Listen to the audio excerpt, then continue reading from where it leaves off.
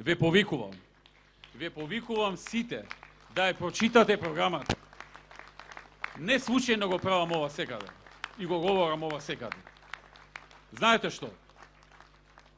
Ова посебно го упатувам до оние кои што се уште неопределени гласачи или колебливи, или што абстинираа сега на изборите од гласање, или оние што мислат дека ќе направат некоја добра работа ако гласаат за некоја партија, некоја малечка партија што се бори за еден или најмногу два пратеници во парламентот, а најчесто таквите ниеден не добиваат.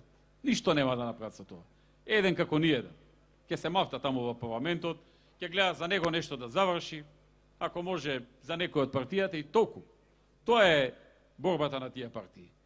Дајте сите да ја концентрираме енергијата кон она политичка структура, гарнитура, која има најквалитетна понуда. Не барајте идеални луѓе. Идеални луѓе на планетата Земја нема. Ниту ние сме идеални, ниту има други идеални. Но луѓето се разликуваат по тоа што некои се поспособни, некои помалку способни. Некои се поквалитетни, некои помалку квалитетни. Некои се многу почесни, некои се нечесни.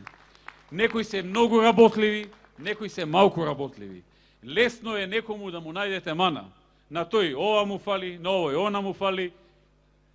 Правата работа е да ги најдете најдобрите, а не идеалните. Бидејќи ако ги барате идеалните, нема да ги најдете.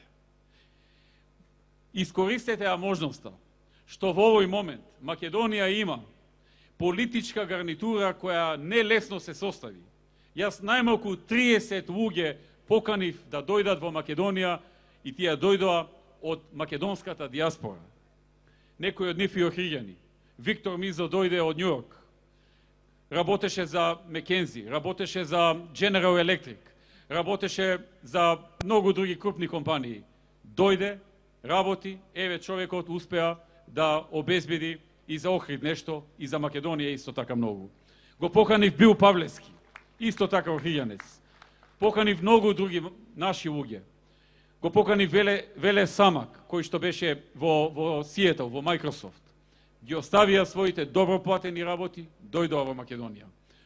Го повикав и го убедив Зоран Старовски, кој што беше во Вашингтон, работеше во Светската банка. Плата, како што не можете да сонувате. Ја остави платата, ја остави таа работа, дојде, човекот се бори, 7,5 години, дава се што е во негова мог да направи нешто за Македонија. Истото и Антонио Милошевски, за кого предмалку зборував. Составен е еден многу добар тим, кој што состави една многу добра и во моментот убедливо најквалитетна програма во Македонија. Дајте сите да ја фокусираме енергијата, тие 2046 проекти да се реализираат. А јас ви ветувам, како и досега, ќе успееме и повеќе од тоа што сме го ветиле, затоа што и во минатото успевавме да реализираме и повеќе од ветеното, да решиме и повеќе проблеми од тие што сме ги ветиле, да направиме и повеќе дела и реформи од тоа за што сме дале збор. Тоа е ВМРО ДПМНЕ. Тоа е силата на ВМРО ДПМНЕ. Тоа е моќта на оваа политичка гарнитура. Тоа е она што СДСМ и ден денес не може да го свати. Тоа е тој искрен пристап кон граѓаните, кон народот, што СДСМ го нема и 9 години не може да ја добие довербата на народот. Па сега се чуди зошто добар ден им кажувале, а не гласале за нив. Затоа, драги пријатели, на 27.